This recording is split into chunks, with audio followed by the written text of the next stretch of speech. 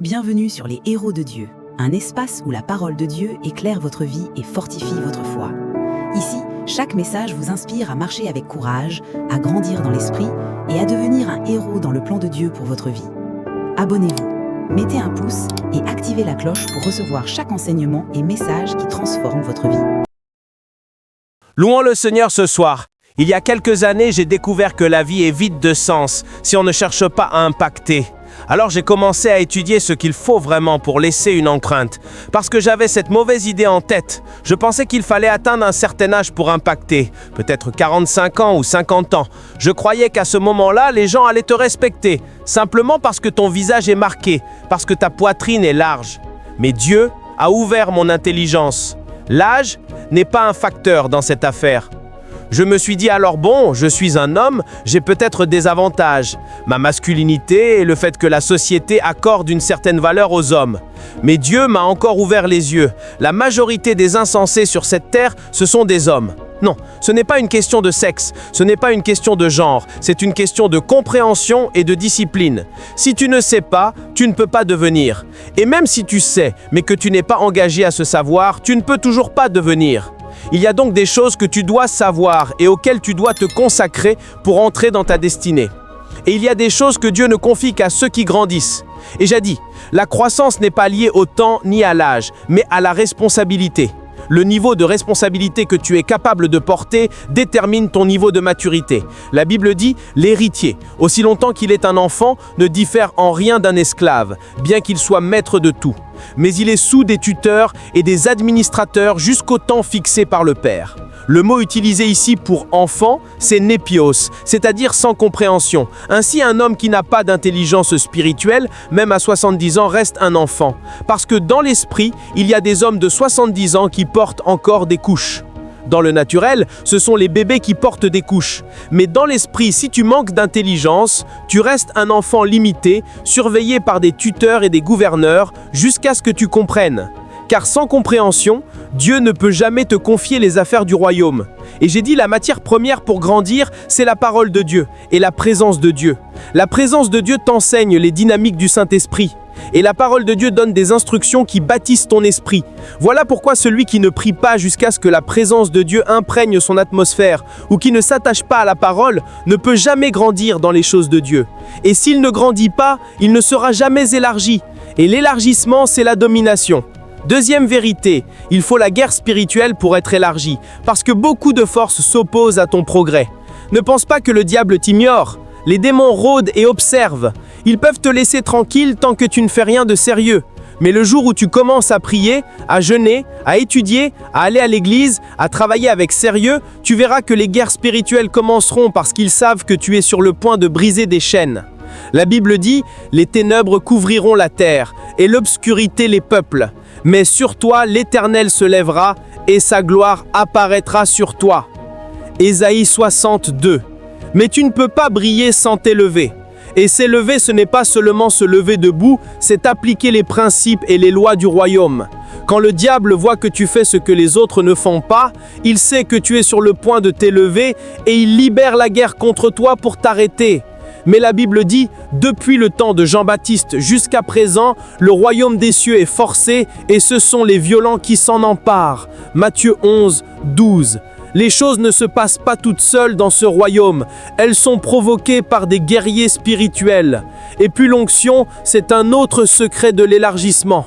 Ésaïe 11, 27 dit, « Le joug sera brisé à cause de l'onction ». Le joug, c'est ce qui limite ta capacité, c'est ce qui t'empêche d'avancer, c'est ce qui réduit ton potentiel. Mais l'onction brise le jus et lève le fardeau. Quand l'onction vient sur ta vie, des portes s'ouvrent. La Bible dit en Actes 10, 38, « Dieu a oint Jésus de Nazareth du Saint-Esprit et de puissance, et il allait de lieu en lieu faisant du bien et guérissant tous ceux que le diable opprimait. » Voilà ce que fait l'onction. Elle crée un système de percée pour toi. Elle te donne un avantage surnaturel. Elle ouvre les yeux aux aveugles, libère les captifs, brise les portes de l'oppression et installe la liberté. Elle crée des possibilités là où il n'y avait que des limitations. Et la bonne nouvelle, c'est que dans la nouvelle alliance, chacun de nous est oint. Ce n'est plus réservé aux rois, aux prophètes ou aux prêtres comme dans l'Ancien Testament. Aujourd'hui, l'onction est disponible pour tous ceux qui croient et obéissent à Dieu. Mais dans le Nouveau Testament, nous sommes devenus prêtres, rois et prophètes. Chaque croyant est donc oint. Voilà la beauté de la technologie du Nouveau Testament.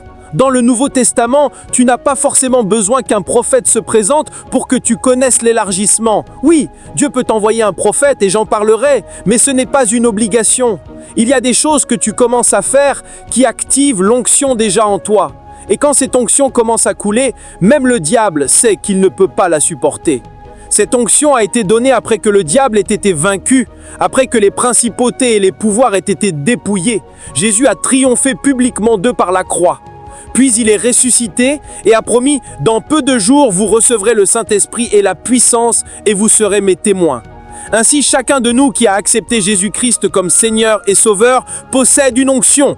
Et si tu sais comment agir avec cette onction, aucune porte ne peut être fermée.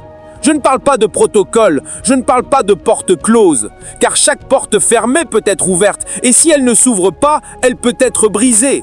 La Bible dit « L'Esprit qui a ressuscité Jésus d'entre les morts vivifiera aussi votre corps mortel. » Il y a une technologie de vivification.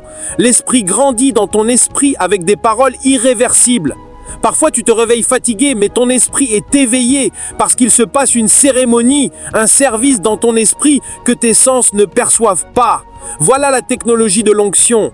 C'est pourquoi le matin tu peux sortir avec faveur. Car l'onction t'a préparé même avant que tu ouvres les yeux, même pendant le sommeil. Ton esprit travaille à cause de l'onction. Nous ne sommes pas des gens ordinaires. Tout croyant qui cherche l'élargissement doit maîtriser le rythme de l'onction. Certaines onctions fonctionnent avec le son, avec le culte. Chaque jour, pendant que tu te laves, tu chantes. Pendant que tu conduis, tu chantes. Ce n'est pas parce que tu aimes les chansons, non. Tu chantes parce que ton esprit répond aux vibrations du Saint-Esprit qui sont en toi. Avant même qu'on produise des claviers ou des instruments, il y avait des cordes dans ton esprit. C'est par elles que nous avons communion avec Dieu, les anges, les hommes. Tout a été créé avec ces cordes. La Bible dit à propos de Lucifer, « Tu as été créé avec tes cordes et tes tambours depuis le jour de ta création. » Ainsi, quand Dieu veut avoir communion avec toi, il touche les cordes de ton cœur. Ce sont ces rythmes qui provoquent l'onction dans ton esprit. Certains ici ont une onction qui fonctionne par la prière. Quand tu commences à prier, les eaux spirituelles montent. Parfois tu es seul dans ta chambre, complètement immergé dans la présence de Dieu. Et tu comprends ce que Paul voulait dire. Ne vous enivrez pas de vin, mais soyez remplis du Saint-Esprit en parlant entre vous par psaumes, des hymnes et des cantiques spirituels, faisant résonner votre cœur. Quand tu pries et que tu cours, tu n'es pas simplement en train de courir. Ce mouvement te fait passer d'une dimension à une autre, d'une faveur à une autre, d'une gloire à une autre. Il y a des moments où je priais et je courais dans ma chambre. Quand j'ai voulu m'arrêter, l'Esprit m'a dit « Ne t'arrête pas. Si tu t'arrêtes, tu réduis tes possibilités. » Chaque pas que tu fais sous l'onction est un pas qui conquiert des nations, parce que l'onction rend possible l'impossible. C'est ainsi que Dieu a créé le monde. La Bible dit « Au commencement, Dieu créa les cieux et la terre. Et l'Esprit de Dieu planait au-dessus des eaux. » Quand l'onction bouge, c'est le moment de créer. Et parfois, lorsque l'onction est activée, tu entres dans la prophétie. La prophétie surgit quand l'onction est stimulée. Ne parle pas simplement parce que tu as une langue ou un don. Nous avons été créés selon l'ordre d'un créateur, et quand l'atmosphère est prête, la prophétie se réveille. L'élargissement est une loi de l'esprit. La Bible dit « Tout ce que tes yeux peuvent voir, je te le donne ». Genèse 13, 14, 15. Tout est déjà à toi, mais il faut le prendre. Et le diable essaie de t'aveugler. 2 Corinthiens 4 dit que le Dieu de ce monde aveugle les hommes. Et souvent il le fait par la carnalité. Le monde te trompe. Tu penses que c'est la mode, le spectacle, une tendance. Mais c'est un voile qui t'empêche de voir ton héritage. Il n'y a pas de tendance dans le royaume spirituel. Le royaume de l'esprit commence et se termine en même temps. Tu es celui qui marche dans le temps et qui appelle certaines choses tendances. Rien n'est une tendance dans l'esprit. De la même manière que Dieu a envoyé des apôtres dans le monde pour communiquer son conseil, le diable a envoyé des apôtres à travers la musique. Tu te lèves, tu chantes des vibrations créées dans le royaume démoniaque, et tu crois prendre plaisir, mais tu ne sais pas que tu as assombri ton esprit. Et vient un moment où il devient difficile pour toi de voir l'avenir que Dieu a planifié pour toi, parce que tu as chanté des chants venant de la fosse de l'enfer. Tu poursuis des choses qui sont cancérigènes à ton esprit, et plus tu les poursuis, plus tu deviens aveugle. La Bible dit, l'homme naturel ne reçoit pas les choses de l'Esprit de Dieu. Elles sont folies pour lui, et il ne peut les connaître parce qu'elles se discernent spirituellement. Un homme qui aime ce monde perd le pouvoir de discernement. Et si tu perds ce discernement, tu ne peux plus voir les choses qui ont été écrites pour toi avant la fondation du monde. Dieu dit, avant que tu ne sois formé dans le ventre de ta mère, je te connaissais, je t'ai ordonné prophète. Tout a déjà été écrit par l'alpha et l'oméga sur ta vie. même les points de ton destin capturés. Tu n'es pas destiné à être créatif, tu es destiné à être obéissant, car ton chemin est déjà tracé. Mais il faut une vision spirituelle pour avancer au rythme de l'esprit. Le voyage de la vie ne peut pas être trouvé par l'intellect humain. Il est révélé à ceux qui voient depuis le royaume de Dieu. C'est pourquoi je dis que ce n'est pas donné à l'homme de marcher dans l'ombre et d'espérer la lumière. Mais quand tes yeux sont illuminés, tu marches guidé par le Saint-Esprit et la carnalité. L'obsession du monde t'empêche de voir. La vision est la clé de l'élargissement, car la loi de la vision dit « ce que tu vois, tu le possèdes ». Beaucoup sont confus car ils ne voient pas. Ils ont des yeux mais ils ne voient pas. Les choses du destin ne sont révélées qu'à ceux qui voient depuis le royaume de Dieu. Et pour voir, il faut s'accrocher à lui, rester à l'affût. La Bible dit « je me tiendrai sur ma tour de guet pour voir ce que le Seigneur me dira ». Et il dit « écris la vision, grave-la clairement, afin qu'on puisse courir en la lisant ». Si tu ne tiens pas ta tour de guet, tu ne verras pas. Beaucoup de choses viendront t'aveugler, et après un long labeur, tu découvriras que ce n'est pas par le travail que tu réussis, mais en étant guidé par l'Esprit. Lorsque tu reçois le Saint-Esprit, tu reçois une onction. Cette onction est pour ton avantage, parce que Dieu a créé un système autosuffisant et auto-entretenu. C'est pourquoi Dieu ne revient pas planter des arbres. Il a mis la semence dans l'arbre. Quand tu plantes la semence, l'arbre pousse. L'arbre produit la semence, et la semence produit l'arbre. Le cycle continue. Quand Dieu place l'onction sur ta vie, il te donne tout ce dont tu as besoin. Si tu as besoin de Dieu, reste sous l'onction. Quand l'onction se manifeste, Dieu se manifeste. Quand la situation est résolue, tu deviens comme Dieu lui-même, et soudain, ta vie passe d'un niveau de gloire à un autre niveau de gloire. Mais il y a une loi pour l'onction. Dieu doit être avec toi. Regarde comment Dieu a oint Jésus de Nazareth avec le Saint-Esprit et avec puissance. Il faisait le bien partout, guérissant tous parce que Dieu était avec lui. Si tu commences à œuvrer depuis un point où tu n'as pas l'avantage, tu deviens comme tout autre homme. Imagine, je veux être footballeur et j'espère jouer avec Messi. Je finirai par galérer à prendre un selfie avec Messi. Pourtant, le talent de Messi ne me donnera pas sa carrière. Mon rôle n'est pas de poursuivre le football. Mon rôle est de rechercher le saint et de communiquer le conseil de Dieu. Si chacun trouve son don, chacun sera un roi dans son domaine. La raison pour laquelle certains brillent et d'autres non, c'est que ceux qui ont trouvé leur don l'exploitent. Et ceux qui ne l'ont pas trouvé travaillent dans l'obscurité. La Bible dit, le travail des insensés fatigue tout le monde car ils ne savent pas comment entrer dans la ville. Pour élargir ton espace et créer de l'expansion, trouve ton don et reste dans ce don. Un jour, une distinction viendra sur toi. Ce ne peut être pas immédiat, mais continue à affiler ton outil. Le jour de ta manifestation, tu frapperas une seule fois. 5 minutes, tu parleras et les portes des nations s'ouvriront. Quand c'est ton don, cela ne prend pas de temps. La grâce te distinguera et tous te rechercheront comme un joyau trouvé au fond de la mer. Un homme qui veut toujours provoquer l'onction doit bâtir une vie d'intimité avec Dieu. Quand tu es intime avec Dieu, l'onction coule constamment.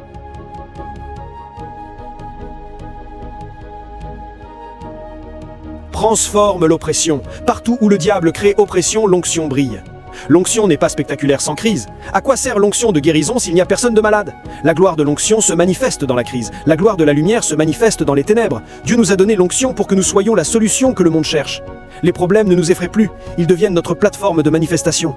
La plateforme du croyant n'est pas l'autel. Ce n'est pas ton tour de diriger le culte ou de prêcher. Notre plateforme, ce sont les crises de la vie, les contradictions de la vie. Quand tu arrives et qu'ils disent il y a la mort, tu dis non, je viens avec la vie. Quand ils disent il y a confusion, tu dis je viens avec la direction. Quand ils disent rien ne fonctionne, tu dis maintenant ça va marcher car je viens avec l'onction. Et l'onction fonctionne à tout moment, à chaque instant, parce que Dieu est avec toi. Quand un homme bâtit l'intimité avec Dieu, il y a quelque chose qu'il fait. La Bible dit « Bienheureux l'homme qui habite dans le lieu secret du Très-Haut, il demeure sous l'ombre du Tout-Puissant ». Quand un homme construit cette intimité, les cieux se manifestent sur lui. Et Dieu dit « Les flèches qui volent le jour ne te toucheront pas. La peste qui détruit à midi ne s'approchera pas de toi. 1000 tomberont à ton côté, 10 000 à ta droite. Ils ne s'en approcheront pas. » Vois-tu, la technologie de l'onction ne sert pas seulement à résoudre les problèmes, elle sert à empêcher les problèmes de s'approcher. Il y a un moment réel dans l'onction où tu ne fais pas que gérer les problèmes ne viennent plus. Ils disent « 10 000 sont tombés hier » et toi tu dis « Oh Dieu, viens à leur secours ». 5 000 tombés hier. « Oh Dieu, viens à leur secours ». Mais la Bible dit « Rien ne s'approchera de toi ». Pourquoi? Parce que tu as fait de Dieu le Très-Haut ta demeure. Tu es devenu le lieu de résidence de l'onction. C'est pour cela que nous parlons d'éveil, nous parlons d'expansion, car nous portons quelque chose. Nous ne sommes pas ordinaires, je suis peut-être venu ici avec un costume, et il semble que tout le monde porte un costume. Mais en plus de ce costume, je suis venu revêtu de l'onction. Cette onction, tu ne l'achètes pas, elle vient de l'esprit. Et parce que j'ai une relation avec cet esprit, son excédent se déverse sur moi. Quand je viens dans un lieu, les manifestations que tu vois sont la réalité qui émane du royaume de cet esprit. C'est une onction que chaque croyant porte. Mais le problème, c'est que nous sommes accros à Facebook, accros à Big Brother Nigeria, accros aux tendances du système mondial. Et l'onction est sensible. Lorsque tu embrasses autre chose, l'onction recule. Elle se retire comme un escargot et se fige dans ton esprit. Un homme mourant d'une maladie peut en réalité porter une grâce pour ressusciter des morts. Mais il n'est pas conscient que cette onction s'est figée. Mais si tu sais que ton expansion dépend de l'onction, que fais-tu chaque matin en te réveillant? Tu te mets en mouvement avec l'Esprit. Précieux Saint-Esprit, où es-tu ce matin? Et parfois, lorsque tu maîtrises cela à ton réveil, le Saint-Esprit chante déjà à l'intérieur de toi. Tu te réveilles et tu participes à une communion qui a eu lieu pendant que tu dormais, car c'est ton corps qui dormait. Ton esprit, lui, ne dort jamais. Même pendant que tu dors, ton esprit interagit encore avec le Saint-Esprit. Tu te réveilles parfois pour être invité à une rencontre qui a eu lieu pendant que tu dormais. Le chant est en cours. Parfois, les prières se font dans ton esprit, car le Saint-Esprit prie avec ton esprit. Si tu fais attention à ce que Dieu t'a confié, il n'y a aucune chance que ton espace ne soit élargi. La Bible dit « As-tu vu un homme diligent dans ses affaires? Il se tiendra devant les rois et non devant des hommes ordinaires. » Il ne précise pas le type d'affaires. Même un vendeur d'eau peut ouvrir des portes s'il est diligent. La fidélité est nécessaire pour qu'une promotion arrive. Luc 16:10 dit « Celui qui est fidèle dans les petites choses le sera aussi dans les grandes. » Ce sont des principes d'or pour l'expansion. Ces principes peuvent sembler simples et c'est fait exprès pour que chacun puisse les appliquer. Si tu t'y engages, tu verras ta vie se transformer. Quand j'ai commencé à marcher avec Dieu, je voyais des hommes faire des choses extraordinaires et je me disais, je veux être comme ça. J'ai vu le pasteur Chris entrer dans un stade en costume blanc, aller directement aux handicapés, prier, imposer les mains sans même prêcher. J'ai dit, attendez, ces gens sont vraiment handicapés? Ils l'étaient. Et j'ai compris que derrière cela, il y avait un processus, des années de prière, de méditation de la parole, de fidélité. C'est ce qui permet d'atteindre ce niveau de gloire. Je pensais que je pouvais sauter ces étapes, mais non. Il faut des années de fidélité avant que la porte ne s'ouvre. Et si tu n'es pas fidèle, le Saint-Esprit te dit de jeûner une fois par semaine, tu le fais, puis tu retournes 4 mois plus tard. Tu dis, Père, je recommence. Oui, tu recommenceras, mais là où tu t'étais arrêté, tu seras pardonné, mais tu ne seras pas encore élargi. Les lois du royaume spirituel ne se plient pas pour toi, elles sont rigides. Si l'exaltation demande fidélité, tu dois passer le test de fidélité. Ton mariage n'arrivera pas, ce poste n'arrivera pas, cette promotion n'arrivera pas, tu dois travailler. Même le salut, travaille à ton salut avec crainte et tremblement. Si tu ne le fais pas vigoureusement, quelqu'un d'autre pourrait prendre ce qui était destiné pour toi. Mais en venant à cette conférence, les outils de la guerre spirituelle te sont remis. La Bible dit « Le Seigneur m'instruit à combattre et mes doigts à la guerre ». Nous ne combattons pas parce que nous sommes nés warriors. Nous combattons parce que le Saint-Esprit nous enseigne la bataille. En sortant de cette conférence, tu sauras quoi faire pour conquérir. Le Saint-Esprit commencera à te le révéler. Quelqu'un sentira une rivière commencer à monter. Parfois tu le sens ici, puis elle commence à bouillonner. Alors que cela commence à bouillonner, tu essaies de te maîtriser. Tu dis « Allez, je suis un homme posé, je porte un costume ». Mais à mesure que ça monte, ça arrive jusqu'à ta poitrine et ça devient difficile à contenir. Tu essaies de te contrôler, mais ce n'est pas un défi qui se relève facilement. Au bout d'un moment, cela commence à éclater par ta langue et tu ne peux plus t'asseoir parce que si tu t'assois, tu exploseras à nouveau. C'est là que l'éternité qui est enfermée dans ton cœur commence à se manifester. Tu n'es pas petit. Non, la Bible dit qu'il a mis l'éternité dans nos cœurs. Mais il faut que l'onction s'éveille pour que tu crées le monde qui est dans ton esprit.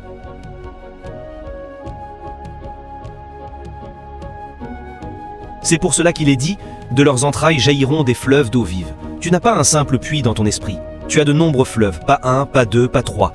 Dans Éden seulement, la Bible parle de 4 fleuves qui en sortaient. Mais en toi, ils sont innombrables, des fleuves d'eau vive. Il y a des fleuves dans ton esprit. Tu dois leur donner expression. Et pour cela, il faut nourrir l'onction. Lorsque tu fixes l'onction, la dimension divine dans ton esprit commence à se manifester. Même si tous les démons de l'enfer sont mobilisés, ils ne peuvent arrêter ce que Dieu veut accomplir avec toi. Il faut des principes pour que l'expansion se réalise. C'est la première chose que j'ai partagée sur l'expansion. Ce soir, je veux en ajouter 3 autres. Ces 6 choses que j'ai mentionnées sont des principes pour l'expansion. Mais il y a bien plus. Car certaines choses que Dieu fait à travers toi te façonnent et d'autres choses, il les fait autour de toi. Dieu ne travaille pas seulement à travers toi. Par exemple, j'ai parlé du sujet de la guérison. Le plan de Dieu n'est pas que tu sois guéri par une seule fois par une onction ou que quelqu'un impose les mains pour que tu reçoives la guérison. Le plan de Dieu est que tu marches dans la santé divine. Mais cela demande des années de méditation sur les Écritures et de construction de foi pour marcher dans cette santé divine. Si Dieu insistait pour que tout le monde soit guéri seulement par la compréhension des Écritures et la foi, que deviendraient ceux qui n'ont que 3 semaines à vivre? Leur cas serait désespéré. Dieu permet donc des interventions. Mais par-dessus tout, il y a un plan. Il y a des choses que Dieu fait à travers toi car elles te façonnent. Mais par-dessus cela, il y a des réalités avantageuses autour de toi pour t'aider à générer l'expansion pendant que tu grandis encore. La première de ces réalités est l'onction. Ce type de domination n'est pas un don, il se travaille. C'est un processus auquel tu t'engages. Ce n'est pas le fruit du hasard, c'est orchestré délibérément. C'est pour cela que certains ont un impact réel. Si tu faisais un recensement aujourd'hui, 99% des gens que tu rencontres, même les soi-disant fous, veulent dominer. Le problème n'est pas l'ambition. Le problème est qu'ils ne savent pas comment s'y prendre.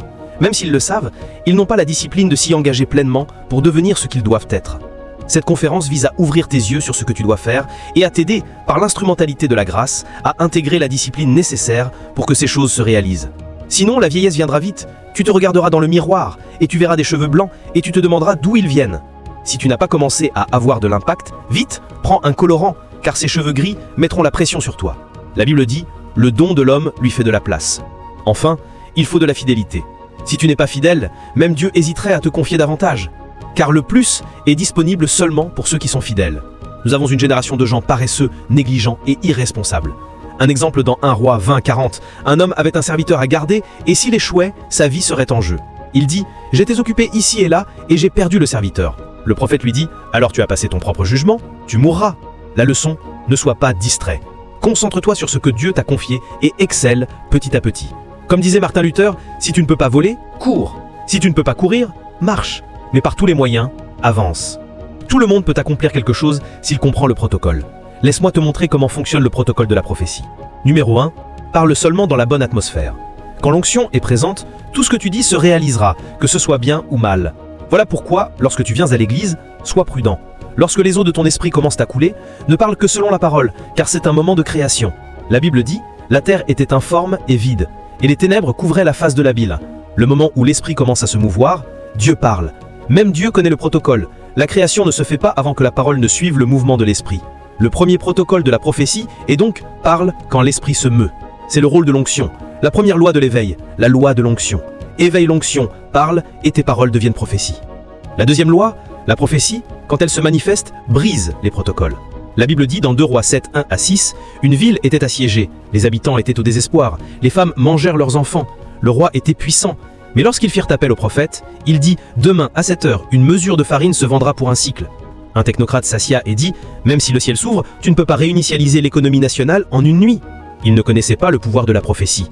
Quand la prophétie se manifeste, elle brise les protocoles. Et maintenant, je prophétise sur toi. Tous les protocoles qui doivent être brisés pour ton éveil, qu'ils se brisent maintenant. Qu'ils se brisent maintenant. Qu'ils se brisent maintenant.